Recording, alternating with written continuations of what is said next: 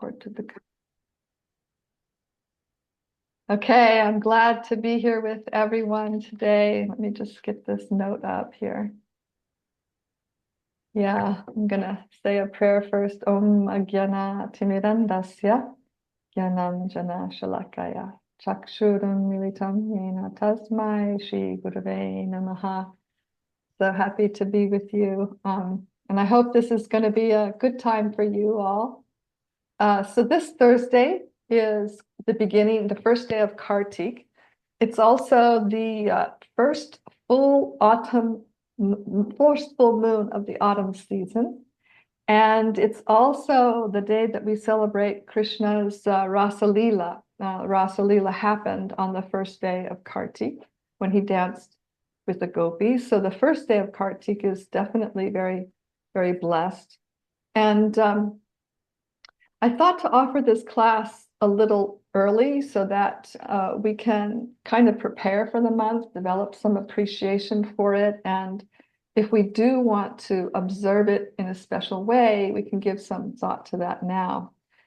So though most of you are already aware, for those who are really new to Bhakti, I wanted to point out that we use a lunar calendar to choose to say what days we celebrate things. And it seems like from research that lunar calendars are actually more ancient than solar calendars, probably for agricultural reasons. And specifically, the way we calculate dates on the Vedic lunar calendar is called, Panchanga,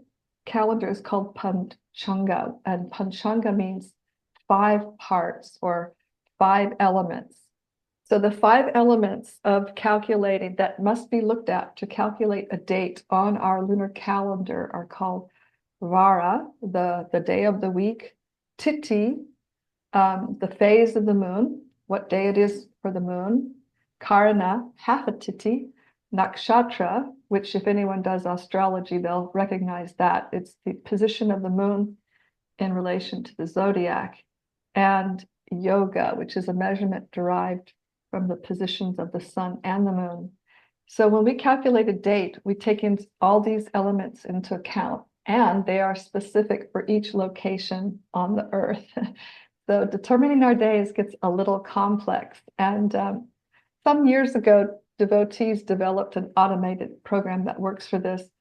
And if you want it, I'll give you in the chat a link to a site where you can actually learn more about the Vedic calendar, which is it's actually quite interesting. And obviously, I'm not going to cover anything more about that, but a couple more points.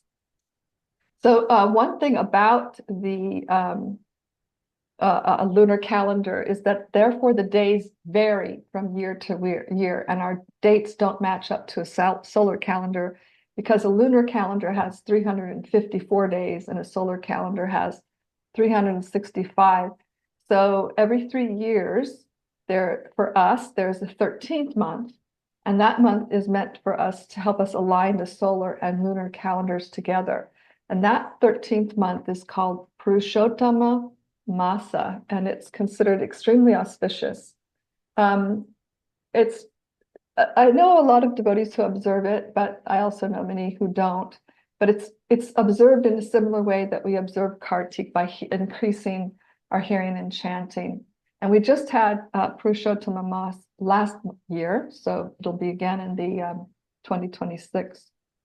Now, Kartik is the 8th month on the lunar calendar, and it roughly corresponds with October, November. And it's the 10th month on a solar calendar. So you can see the variation. We're in an 8th month, although this is the 10th month for us in our regular calendar.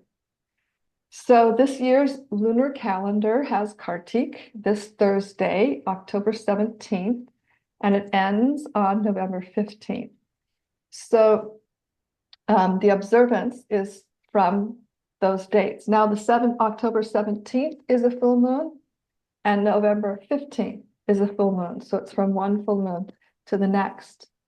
And Kartik also sits right as the last month in 4 auspicious months known as Chaturmasya. Maybe some of you have heard Chaturmasya before. It's a time during the Indian rainy season. So traditionally, like the mendicants and sages, they would locate a place and they would sit down in that place for the 4 months.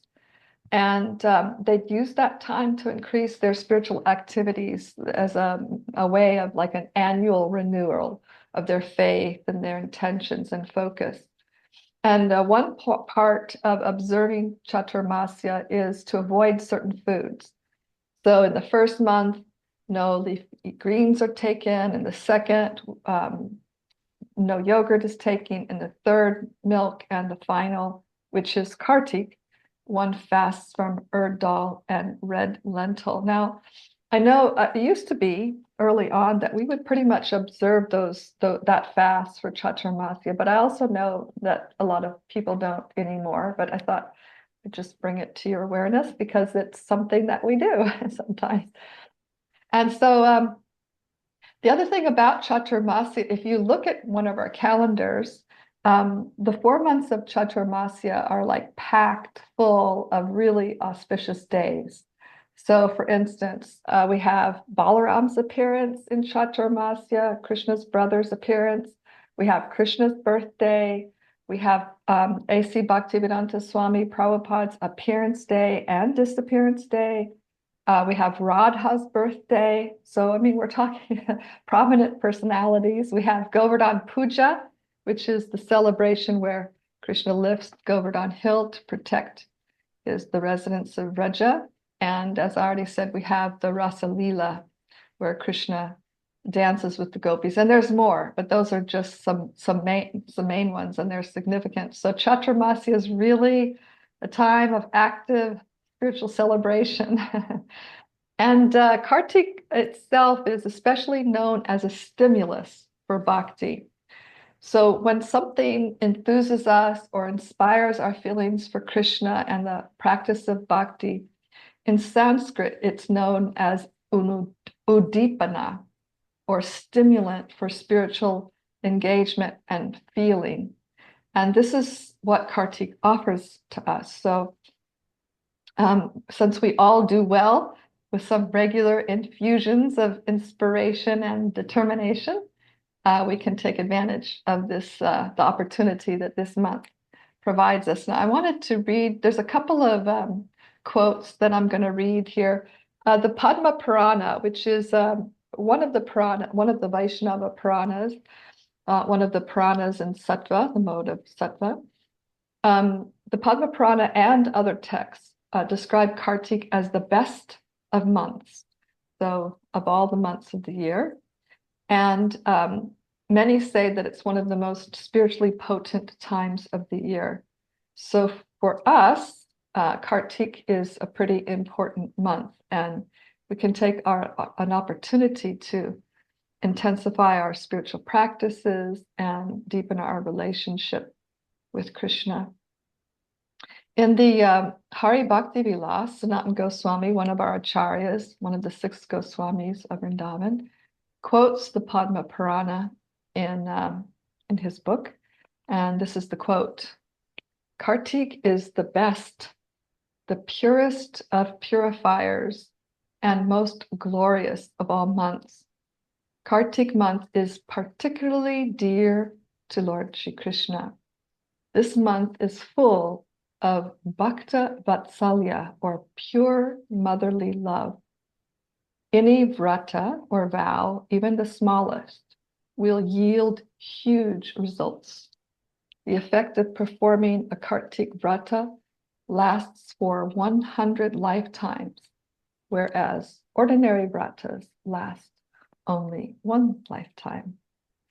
So for Gaudiya Vaishnavas, taking a vow or making some observance of Kartik is considered more important than any other vows during the year that we might take. And there's many more statements. I pulled some of those out for you, and it's in the handout that's called The Glories of Kartik. So you can refer to that at some point if you like to look at other statements from the texts about the nature of Kartik. So what does Kartik celebrate? As we've heard, there's some important leelas that happen, Krishna's leelas that happen during Kartik, but for most devotees, we think of Kartik as Damodar Masa, or the month of Damodar, which commemorates the very sweet leela or divine play of his mother Yashoda binding him. So we have the story in the 10th canto. And, one of the things we can do is look at these different leelas in the 10th canto during this month and meditate on them and remember them. But so what we have is when Yashoda bound Krishna, it was early in the morning and she was churning butter. There's a very beautiful description of her um, her beautiful jewelry and how beautiful her face was. And she was churning butter. And Krishna woke up and she could hear his ankle bells tinkling. And he came to her and he wanted to nurse. So she sat him on her lap and began to breastfeed him. And as she was feeding him, she heard the milk on her stove boiling over. And she decided to set Krishna down and go and tend to the milk on the stove. This made Krishna very angry, as we hear. And he took something and he broke the pot which had the yogurt that Yashoda was churning into butter, which ruined her churning project. And he went into the storeroom and he started to steal butter. And then Yashoda caught up with him, saw the buttery footprints leaving from where she had left him, followed him to the storeroom, kind of peeked around the door, found him. And when he saw her, he took off fast because he knew he was in trouble. And Yashoda chased him. And every time he would turn around to see how close she was, she gained a little on him because it would slow him down. So she caught him, and then she tried to bind him. And we hear that some very mystical things were occurring when she tried to bind him. Every time she put a rope around his belly, it was 2 fingers too short. She added rope, 2 fingers too short, 2 fingers too short, 2 fingers too short. But when Krishna saw her endeavor, and that she was perspiring, and she was so sincere and so determined. She was perspiring to try to, have Krishna. She wanted him to learn to behave. And so he allowed himself to be bound. That's what we have in the Bhagavatam. And I wanted to read to you a little more after what we have in the Bhagavatam, which is it's very charming. It's in a book called Gopal Champu, which was written by Sri Jiva Goswami. And he's also one of the 6 Goswamis of Vrindavan. So let's see. So we're leading off where we are in the Bhagavatam, and I'm going to the Gopal Champu. And you'll notice that Jiva Goswami has so much feeling. He really has captured so much here. So I'm going to read about 8, 9 verses. So when all the residents of Vrindavan, so anyway, she binds Krishna, and he carries the mortar in between 2 massive Arjuna trees, and they fall. And when they fall, there's a tremendous sound that everyone hears, and they come running. So here we are. They noticed that Krishna was near the trees and that he was smiling. Pulling the mortar, he was experiencing bliss in his actions. They surrounded him, saying, "How did this happen?" Seeing his father coming from behind, Krishna began crying. His frightened father smiled in order to comfort the child and untied him. Kissing the child's face, he repeatedly asked what happened, though he knew the cause of his being tied up. "Where is the rascal who has tied you to the mortar?" he said. Attached to his father, he approached him after some time and whispered in his ear, "Oh, father, mother did this." He's trying to get his mother in trouble. Yashoda, after recovering from fainting and repenting what she had done, told Nanda everything. Thus, he already knew, but he did not want to say anything suddenly to Krishna while alone with him. Now I'm going to skip to a couple more. Being unhappy because of separation from Krishna and ashamed at having tied him up, Yashoda did not come out of the house and did not talk to other women in the house. When the other women left, Rohini, who's Balaram's mother, who solves all problems, surrounded her along with his respectable kitchen assistants. Nanda brought Krishna and Balaram and ate his meal with them while engaging in affectionate, soft talk. He relaxed with the two who were supreme bliss incarnate for 2 muhurtas. Each muhurta is 24 or 48 minutes. Nanda's heart was satisfied, as if lying on a soft bed. He went to the cowshed at that time, and the cows came and supervised their milking. Bringing sugar from the house, he had the 2 boys, along with his friends, drink most beneficial milk fresh from the cow as a substitute for breast milk. Desiring unbroken happiness for his son, the head women, including Rohini, the jewels of their families, came and made a request. "O king, Yashoda has not eaten all day, and she does not speak to anyone." Seeing that, all have also followed her example. Nanda spoke with sadness and a smile. "What can we do? After showing anger, one should regret one's fault." They said with tears in their eyes, "Ah, she is very soft internally and externally. She will be devastated by your words." Slightly smiling, Nanda asked his little son, "Will you go to your mother?" Krishna said, No, I will spend my time with you." Then the wives of Nanda's elder brothers said, "Whose milk will you drink?" Krishna said, "I'll drink fresh milk from the cows mixed with sugar." They said, "Who will you play with?" Krishna said, "I'll play with my father. I'll bring my brother also."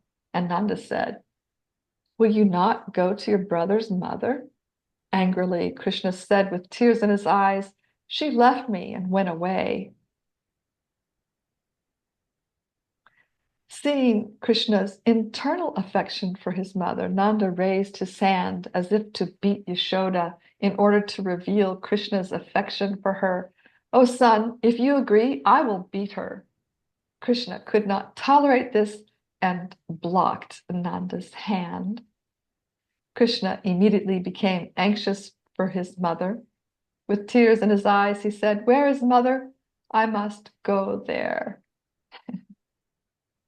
So that's a little more details about this Damodar pastime from Jiva Goswami.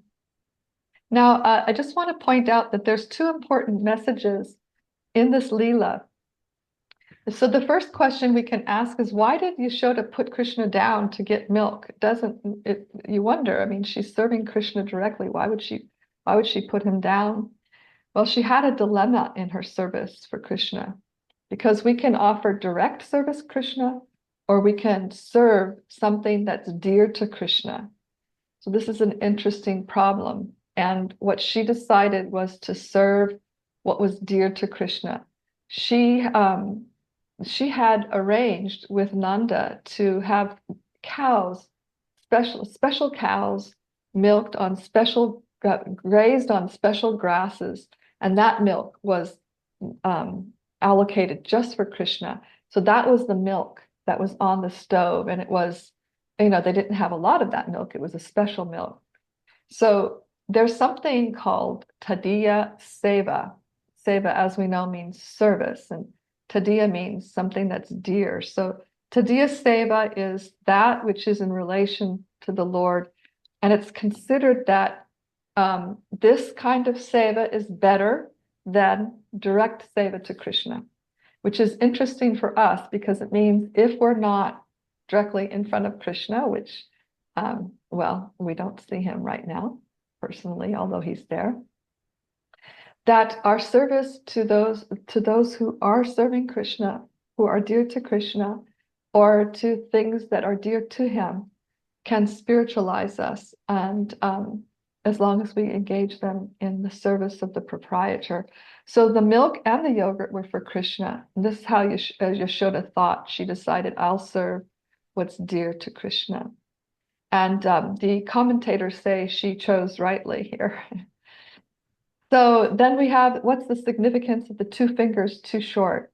And it's repeatedly mentioned in the pastime. It was, every time she added rope, it was two fingers too short. So we can consider first that Yashoda was extremely determined. She wasn't going to let anything get in the way of what she saw as her service to Krishna. She was absolutely single-minded. You know, she was perspiring profusely. She kept trying over and over and over again. She did not stop her sustained effort. So this is called fixity of purpose, or nishta, that we see in Yashoda. And one of the stages of development for us toward pure love is called nishta. And it's quite an important milestone in the life of a practitioner. It is after all the impurities are cleaned from the heart, after we take up a practice, we associate with devotees, we take up a practice, we clear the dirt from the heart, and then we come to the stage called nishta, which is absolutely fixed in bhakti. So here we're seeing Yashoda model what is important for us, which is a sincere, humble, determined, and sustained practice. And then we can reach this platform of fixity, which at that point, there's no chance of us being diverted any further from the path. All obstacles are basically removed, and then moving toward the other stages, toward prema, is a lot smoother than the stages up to nishta.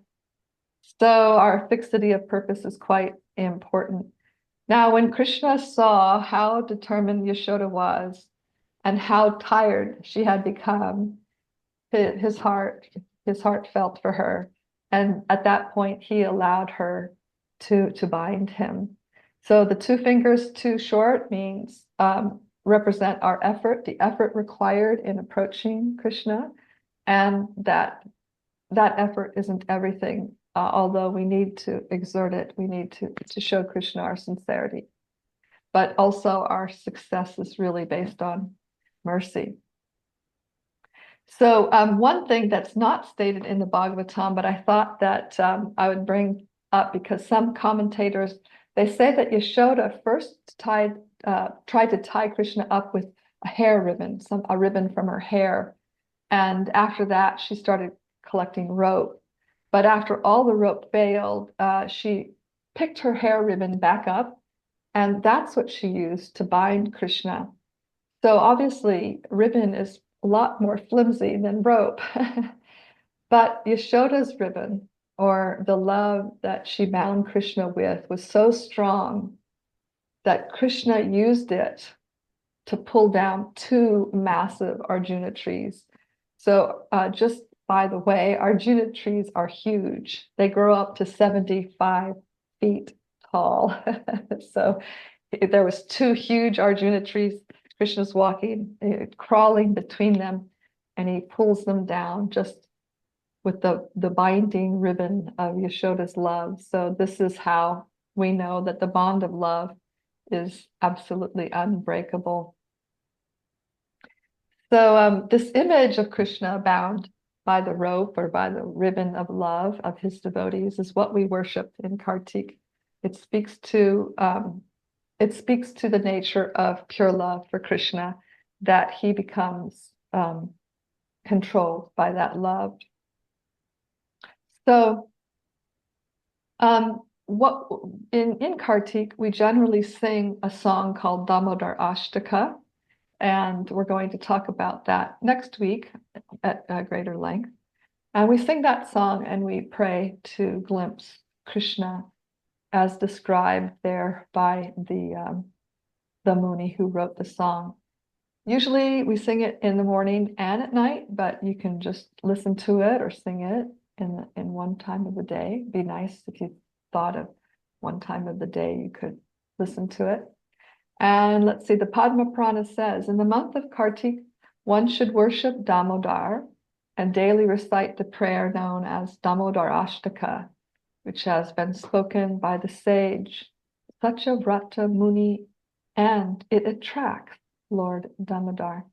So one of the things I also gave you in the handouts, I'm not sure if you've looked at those yet, but I gave you an MP3 of the Damodar Ashtaka, as well as a picture of Yashoda Krishna.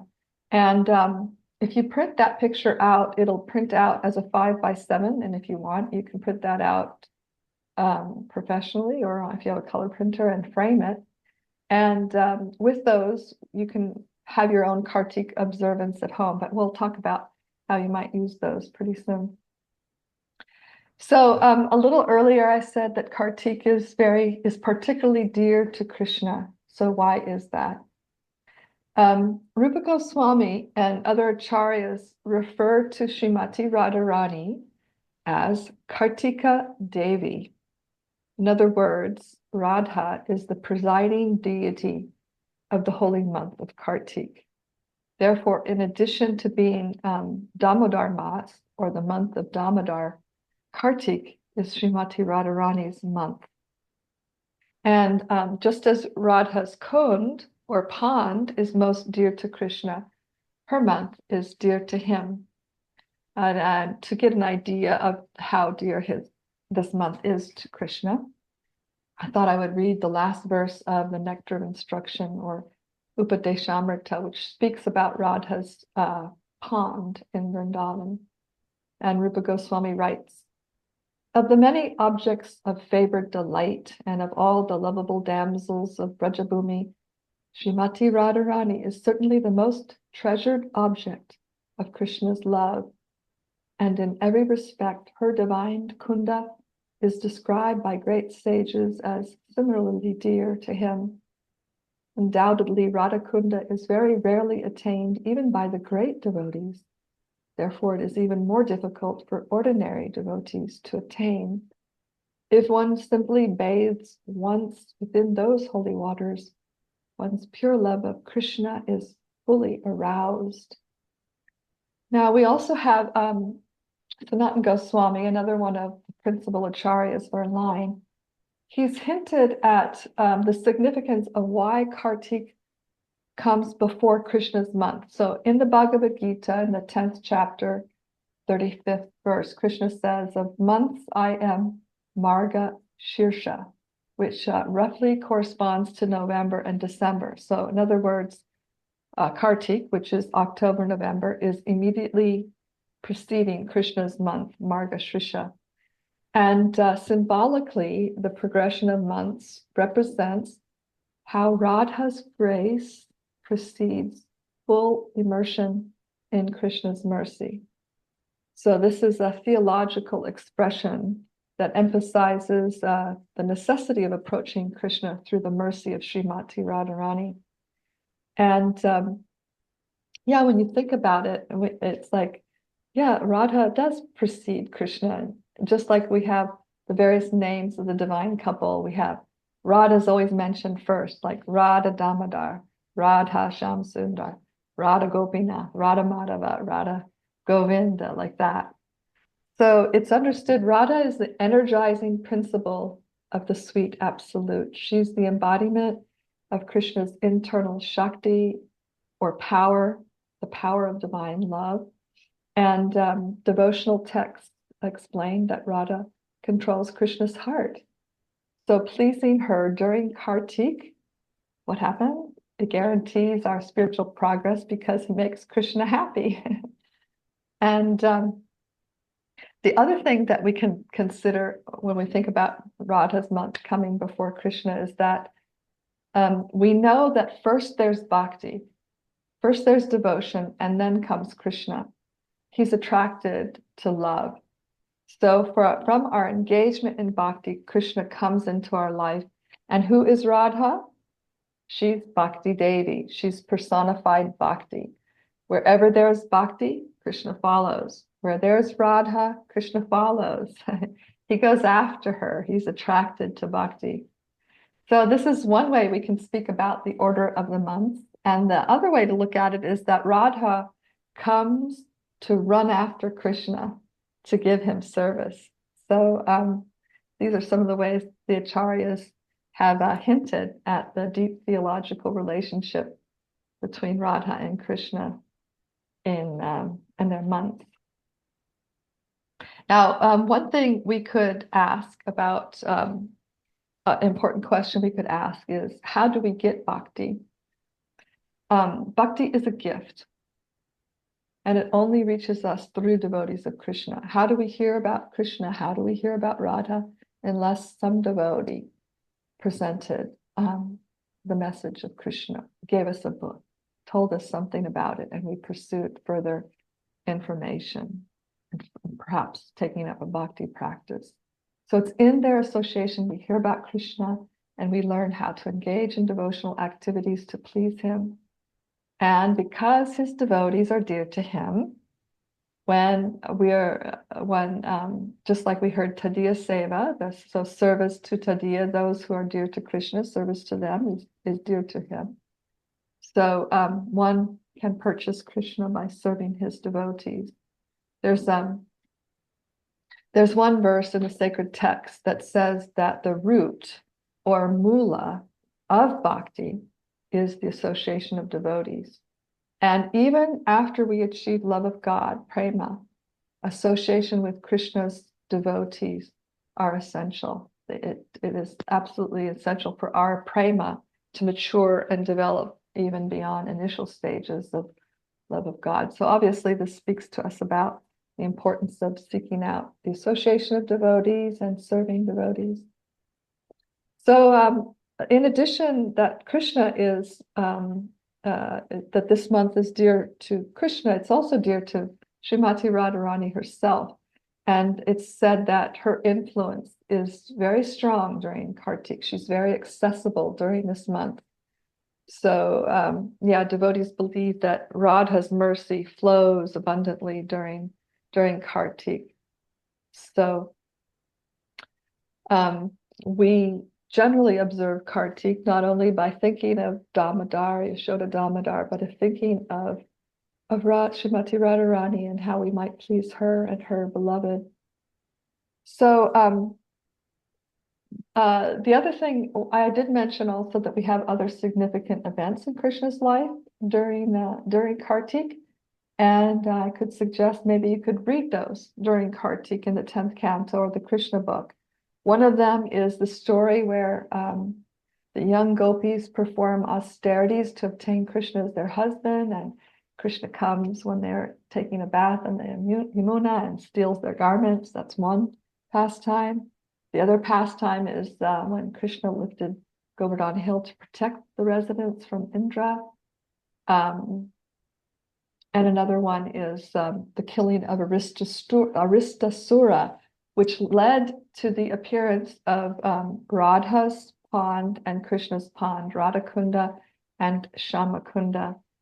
And I just had read to you that quote from the Upadeshamrita about how dear Radha's pond is to Krishna. So right after that pastime, we hear that Krishna took bath in Radha's pond and then said, whoever takes their bath here will be blessed with intense love, and just like what Radharani has for him. And then Radha took bath in his pond and gave the same benediction. Whoever bathed there would receive Krishna's love for her. So this Thursday, which is the first day of Kartik, we can remember especially the pastimes that occurred on the first day of Kartik, which I said was the Rasa Leela and the tying up of Krishna in the Damodar Leela. Now, specifically though, the gopi the Rasa Lila with the gopis is at the center of the Bhagavatam. And so devotees give special attention to the song of the gopis called Gopi Gita. It's a song of their song in separation from Krishna. So one of the ways to observe Kartik is to hear the Gopi Gita. So that's the third class in the series that we're doing. We'll be looking at that song from the 10th canto. So finally, what appears in another celebration in Kartik is called Diwali, which is a 5-day celebration. And people think of it in different ways because it's observed not only by Vaishnavas, but people from many cultures and traditions.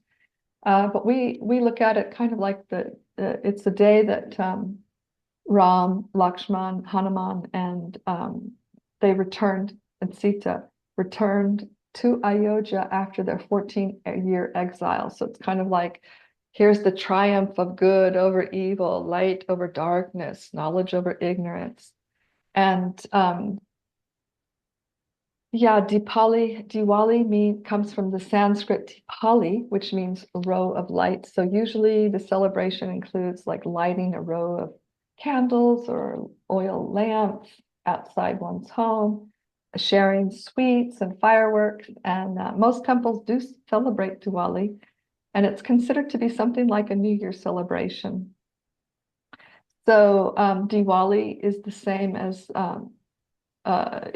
day as Krishna's Damodar Leela and Krishna's Rasa Leela, though they happened on different years. So I had said that there's such a thing as Kartik Vrata, where you could make a vow of something to observe during Kartik. And there's a variety of recommended activities that we can think about if we wanted to do ourselves to increase our devotional activities.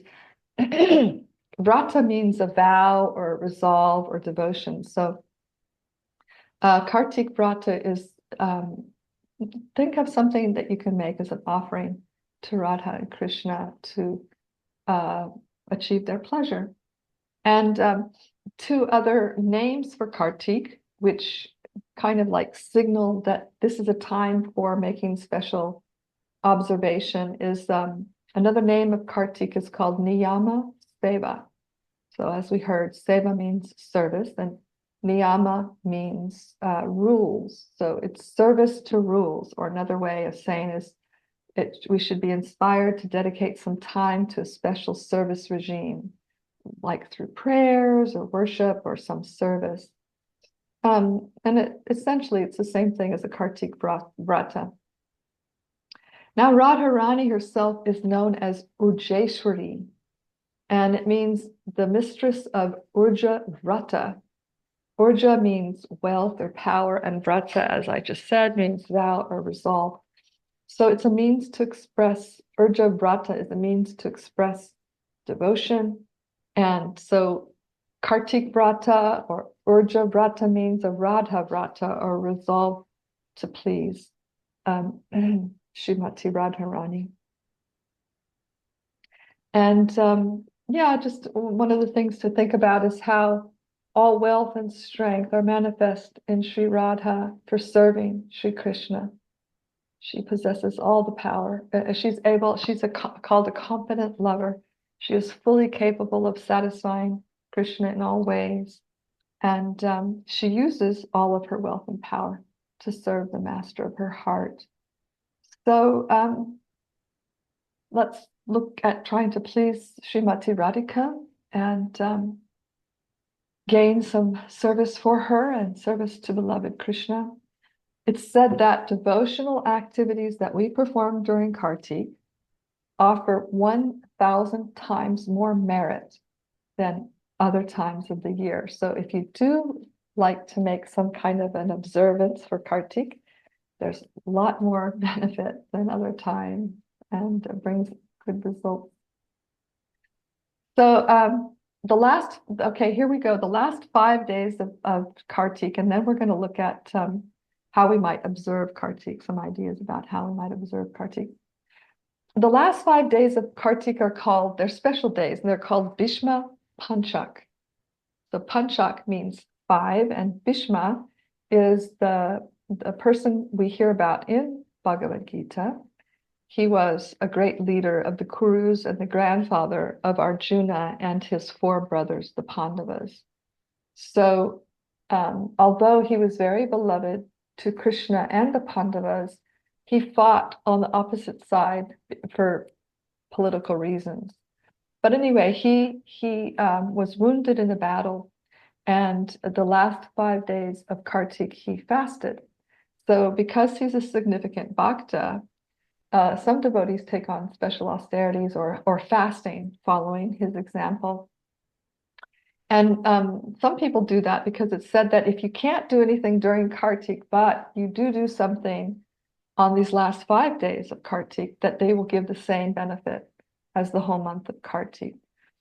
So that fast begins on the Ekadasi day and ends on the full moon. So it's the last 5 days. So this year it falls on November 12th, and it will go until the 16th or the 17th by some calculation. So here we are. What are some ways to observe Kartik? How might we do that? So generally, we offer a lamp to Yashoda Damodar. That's why I gave you the picture that you could print out, is we offer some lamp, and then we'll sing Damodar Ashtaka or another kirtan of the Mahamantra. We can read the Bhagavad Gita or the Srimad Bhagavatam or both daily. Some devotees, they'll decide to abstain from like their favorite food. Like some devotees say, I'm not going to take any sweets during Kartik, or something that is, or they'll do some extra activity of service. Like I'm gonna do something special in the way of service. So one thing I forgot to mention is that, all of the observances for Krishna's appearances and disappearances of him and his avatars and expansions, they last 1 day or half a day, like Nrsimha Day, Vamana Day. But for Radha, the observance lasts the whole month. So she gets some special attention from us. Now, I just thought to mention too that when we observe Kartik, we can begin with something called the sankalpa. So a sankalpa means to set an intention. And I would suggest that we could take just a minute now, for instance, to consider like, what would be important to us? Like, is there a certain spiritual goal that you would like to achieve?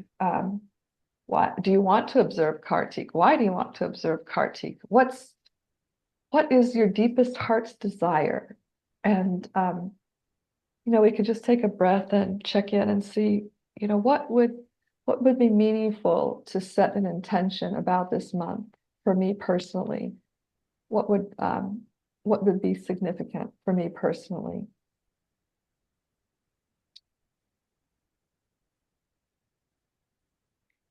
And if something comes to mind, you can write that down. Otherwise, you could take a minute when we finish and think about what that might be. What is your deepest heart's desire?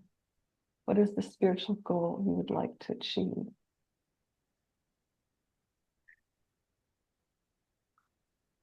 So so we could think of set an intention like this, and that can be our meditation. So now I wanted to look at the document I shared with you called Possible Observances, which I want to get open myself to. I want to look at that with you so that you can understand if I have any questions about what's listed there. I'm going to the wrong place here to hand out to possible observances. Okay, here we go. So so I think it's still coming up, but I think one of the things that's first on the list is daily offering a ghee lamp. And I know, Jane, you asked me about, how to do that. Okay, sorry, you guys. Okay, you're sharing that. I'm just not looking in the chat because, yes, so a couple things. Yes, Diwali celebration is the same as the Festival of Lights, Rin. Right. Where was the reading of Krishna's pastimes from?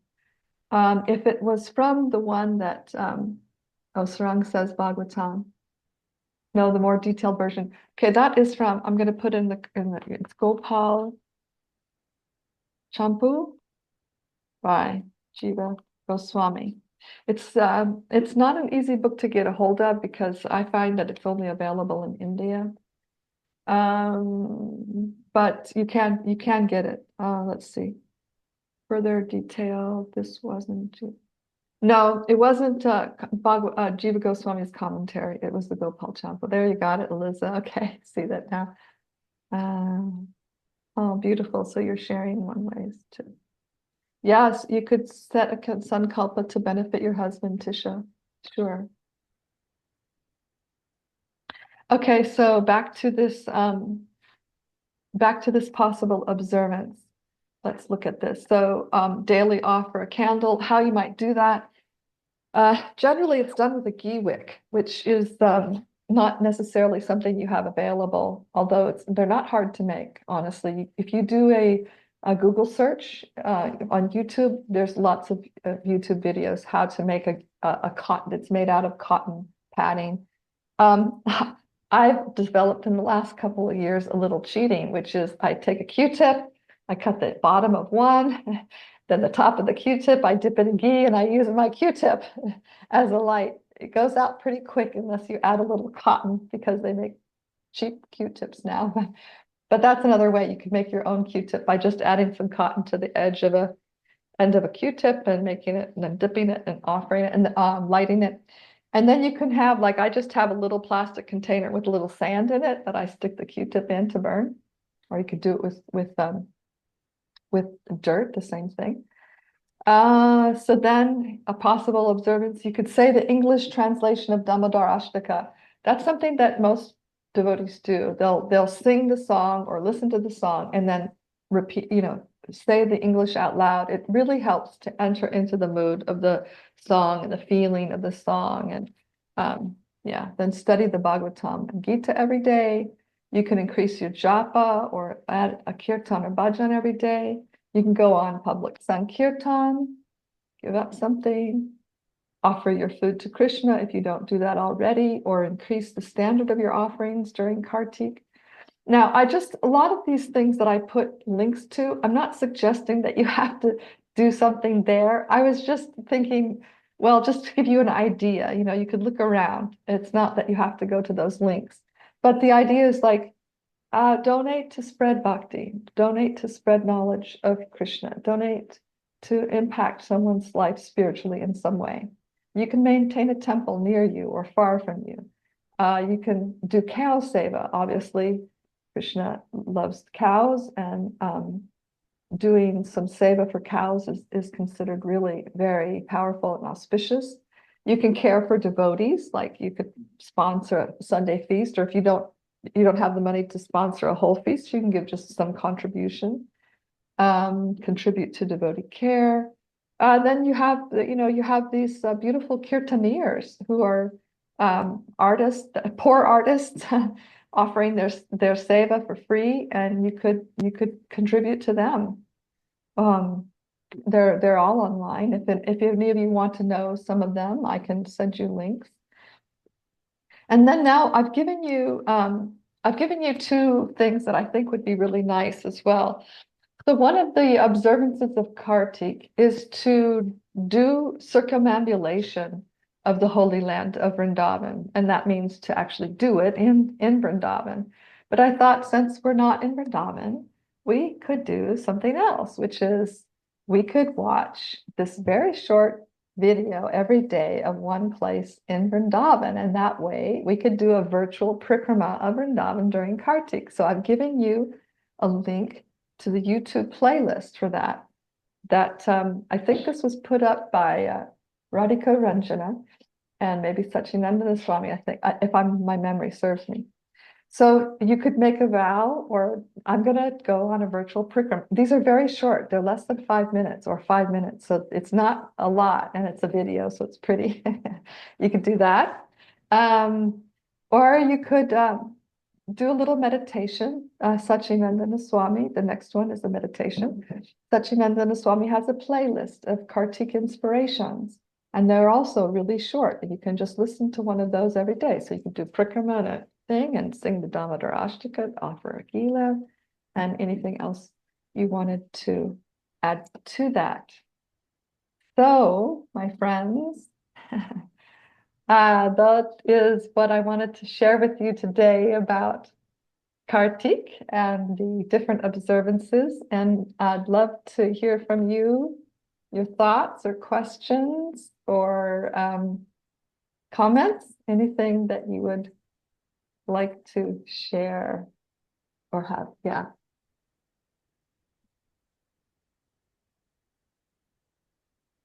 Who learned something about Kartik today? I learned by doing this.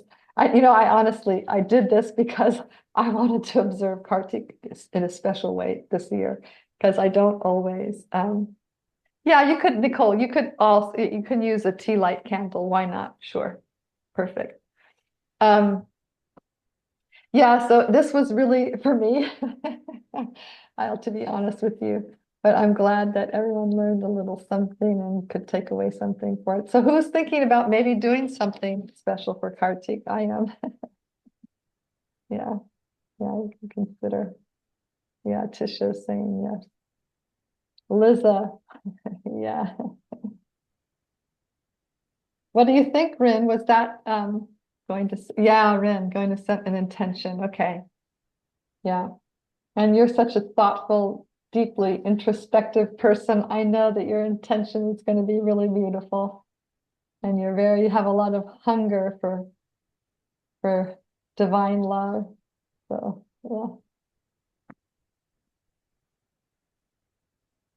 Ramada, thank you so much. This was a lot more thorough and complete than I expected. I didn't even know we were gonna have a worksheet like this to inspire us. You're just applying the Bhakti so thoroughly, and it's just so inspiring. So thank you for walking us through and helping Yeah. us, get ready and have a Yeah. deeper understanding. This means a lot. So thank you so much. Thank you, Draupadi. Yeah, and we have a few days now because it starts on Thursday. So let's give some thought, these coming days. What would I like to do? What could I do? And like I said, it should be sustainable. It should be something that's inspiring and, uplifting. It should be something manageable, something that we like. Sorry, phone is going off. Hope you can't hear that.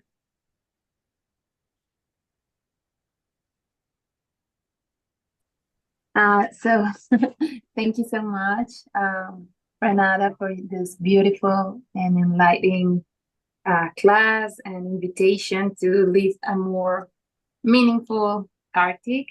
For me, it is a reminder of like, yeah, I really want to take some time to go within and see what offering am I going to be doing this year.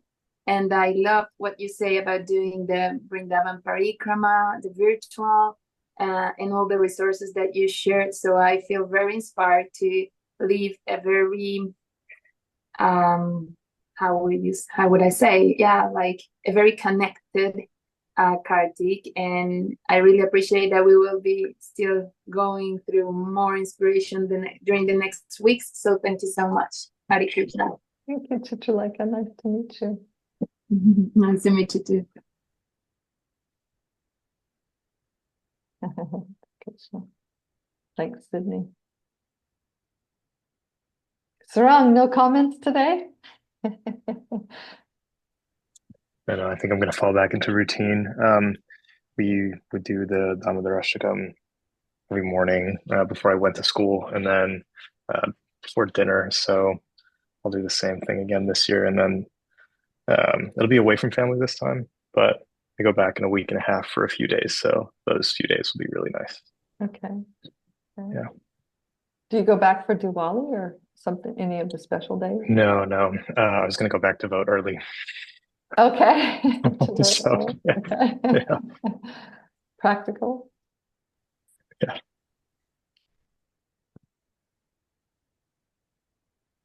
Reverend Carla, was that good for you out there in New Jersey? It was a lot. Yeah, it was a I lot. a lot of wonderful information. And mm, well, I remember the joy of living in or by the temple and having that special time every year. So it's a wonderful thing to reconnect and to be here. Um, I always have a very silly problem with the pastime, and it's just that it's like no one's saying, wait a minute, what is up with this running around with a stick after a child? It's like Uh, those people who yeah. say, "Oh my God, look at the pastime of Krishna stealing the clothes from the government." Like, there's so much stuff, or it's just like, what's going on here? Or pastimes that look like there's all kinds of inappropriateness going on, but when you look into the text, these are children, just kind of running around playing. So is there a way to present the pastime to like friends and like what is that Yeah. about? And just to say to give proper context, like what to Yeah. do with that particular Thank thing. you. That's great. Thank you. Very good point. Um, it was a custom to raise a stick to threaten a child, not to hit them. It was just to threaten them, to make, I'm serious here, which is pretty understandable, right? But there was not, corporal punishment. Of course, we see her tie him up, but that was again not corporal punishment. She wanted him to stay put, and one of the reasons why she wanted him to stay put, which is also the Gopal Champu, actually, as I'm remembering now, is that you showed there was like they had a conversation before she tied him up, and he was upset. He was this child acting out, right? So he was upset, and he said, she said something like, she said, "Who stole the butter?" And he said, "God did." And she said, "Well, you're really quite smart." And he said, "Yes, I am." And then she said, "Well, if you're so smart, then are you going to leave and carry on your own?" And he said, "Well, maybe I will." And she got really frightened. And she said, "Oh no, I don't want him going anywhere. He'd run away. His idea to run away is very disturbing." So that's why she wanted to tie him up, because he was talking about running away. But that stick, as soon as Yashoda, that's also stated, as soon as Yashoda saw that he was frightened by that stick, she put it down. She didn't want to frighten him that much. She wanted to scold him. She's a mother. She wants to make sure her naughty child learns to behave properly. But as soon as she saw that he was very frightened, she put that stick down. And yeah, some of these pastimes, you really need a whole philosophical understanding to know, because we're talking about Bhagawan, the supreme sweet absolute, the supreme person. These are not ordinary activities. They're the supreme person is performing them, and they are joy for Krishna and the devotees. There's this exchange of love going on, and the externals might look one way. How do you explain Krishna marrying 16,108 queens? How do you explain, right? These things are, how do you explain them? Well, you explain them that he's God.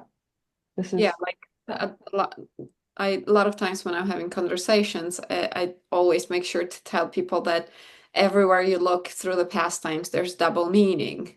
And we are the cows, like we are it's all very symbolic in the way that it's happening, but at the same time, when focusing on the pastimes with all the color, like Krishna and the demons, and my favorite is Krishna and the Kaliya serpent, and it's Ah, it speaks to our human mind to have these stories, and the it's like Garuda Prabhu, who wrote the Bhagavad Gita translation.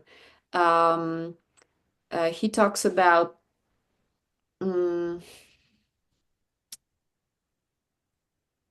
It's the it's the symbology that uh, that the intellect can go into symbology, understanding the metaphors, but our heart wants the story. And our emotion is woken up, and behind the emotion is the soul.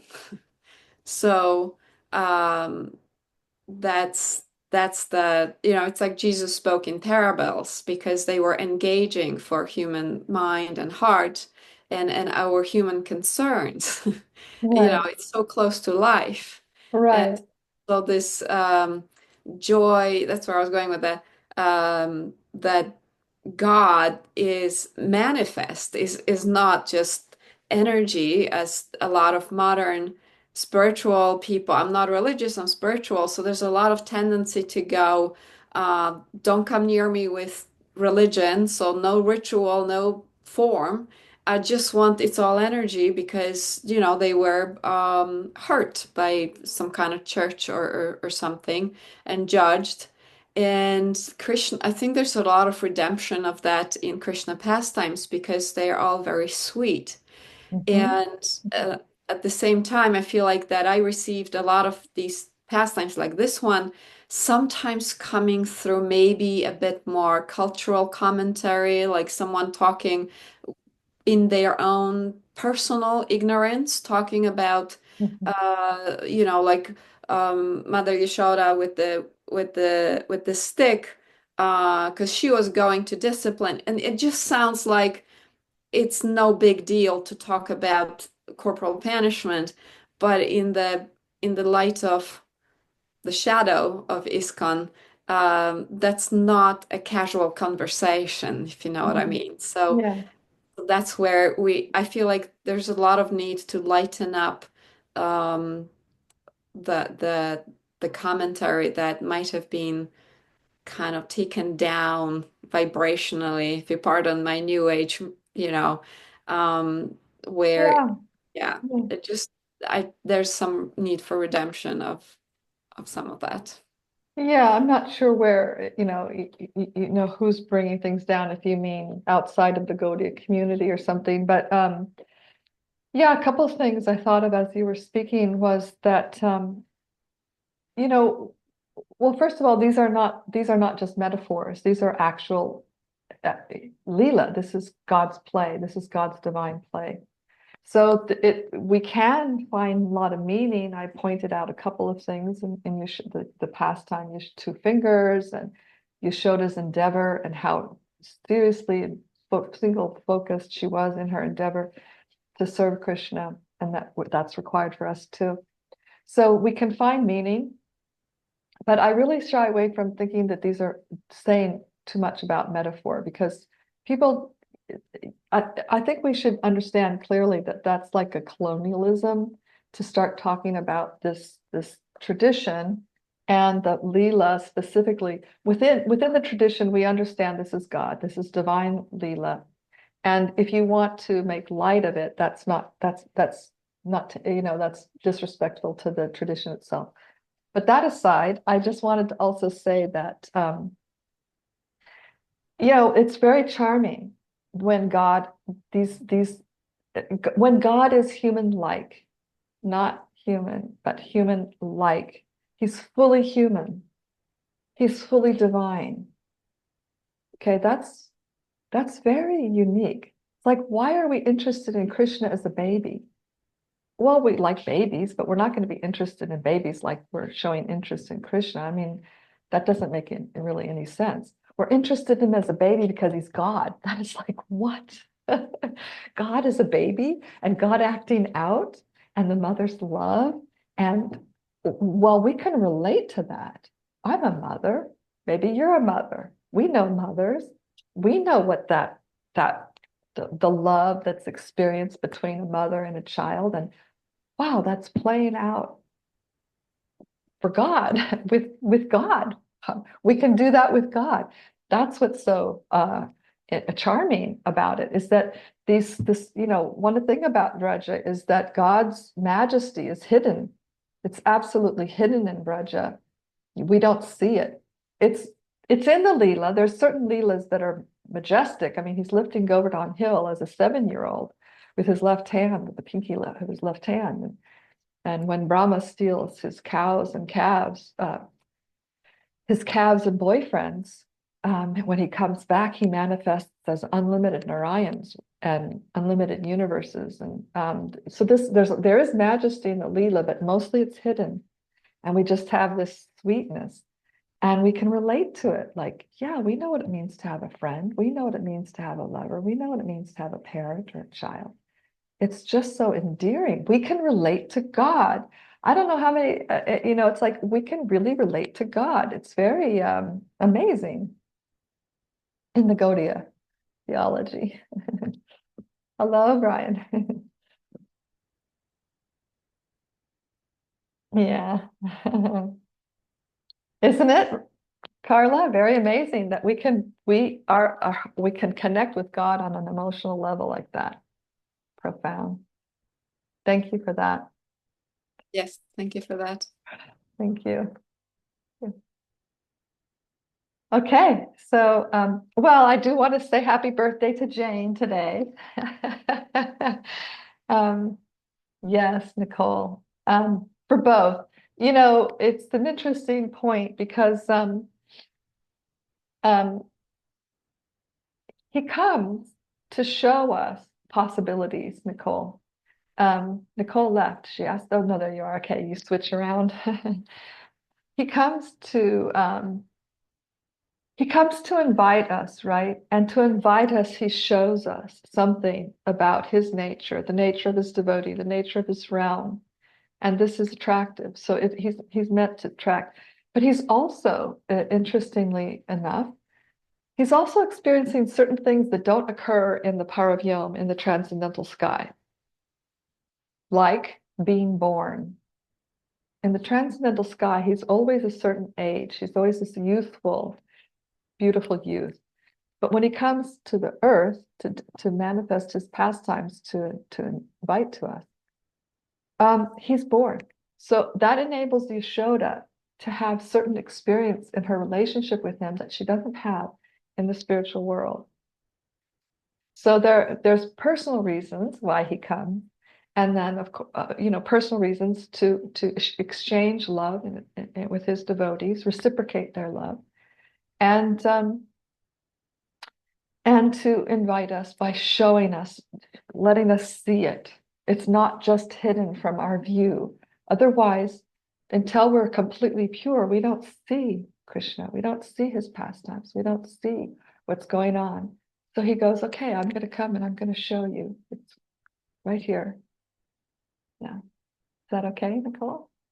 Yeah. Did I miss anything else in the chat? Thank you, Rin.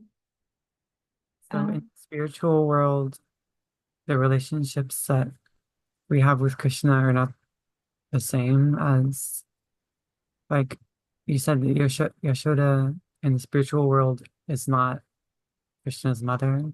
No, she's Krishna's mother, but in the spiritual world, he doesn't take birth. So she doesn't have the opportunity to nurse him as a newborn and to raise him in those very young months, because he's already older in the Paravyom and he stays that age eternally. So the Leela where we see Yashoda, seems like gives birth to Krishna and then she nourishes him, that's very much tied to the Leela on the earth. And then Rin says, is the YouTube video linked in the downloads? I don't know what that means, Rin.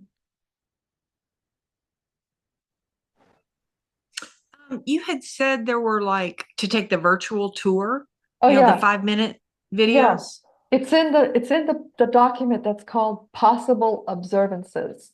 Those links are in that one. Yep, got it. Thank you. Okay. I think we talked about all these, everything in the chat. And anyone have anything else before we sign off? It's really a pleasure. Thank you guys for coming and letting me speak about Krishna and Kartik and help me observe my Kartik celebration. That's very, very kind of you. It was really good, Pranada. Thank you. Thank you so much. Okay, Bye take care. So let's start Thank on you. Thursday. Hare Krishna. bye. Bye, Hare guys. Krishna. Radha Mataji. Jai Jai.